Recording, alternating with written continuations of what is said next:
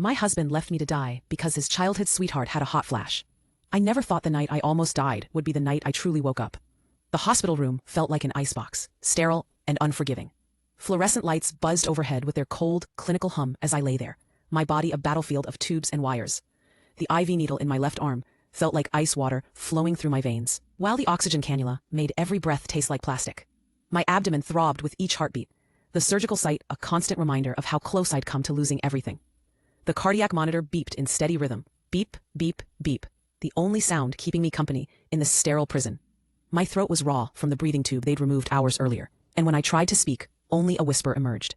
Then I heard his footsteps in the hallway, that familiar heavy stride I'd known for 12 years. Eric appeared in the doorway, but instead of relief flooding his face, I saw him glancing distractedly at his phone, thumbs moving across the screen. Eric? My voice came out as barely a croak. He looked up, almost startled to see me awake. Oh, hey, how are you feeling? How was I feeling? I just had emergency surgery for internal bleeding after a car accident that nearly killed me, and he was asking like I'd stubbed my toe, like I almost died. I managed, trying to inject some gravity into my weak voice. The doctor said if I got in here 10 minutes later. Right, yeah. He was already looking back at his phone. The blue light reflected off his face, making him look like a stranger. Look, I have to go. The words hit me like a physical blow. Go? Eric, the surgery. Mara's not feeling well. He was already backing toward the door, pocketing his phone. She's having a really bad hot flash. And you know how her hormones get. She called crying, and I promised I'd come over with some of those cooling pads she likes. A hot flash. I stared at him, certain I'd misheard. Eric, I almost died tonight, and still. I gestured weakly at the machine surrounding me, at the blood pressure cuff that inflated every 15 minutes, at the catheter bag hanging beside the bed. That casual gesture that used to be endearing, but now felt like a slap. Mara really needs me right now, you understand? No, I didn't understand. I didn't understand how his childhood sweetheart's menopausal symptoms trumped his wife's brush with death. I didn't understand how 12 years of marriage could be dismissed for a woman who'd been hovering at the edges of our relationship like a persistent shadow. Please don't leave me here alone, I whispered, hating how desperate I sounded.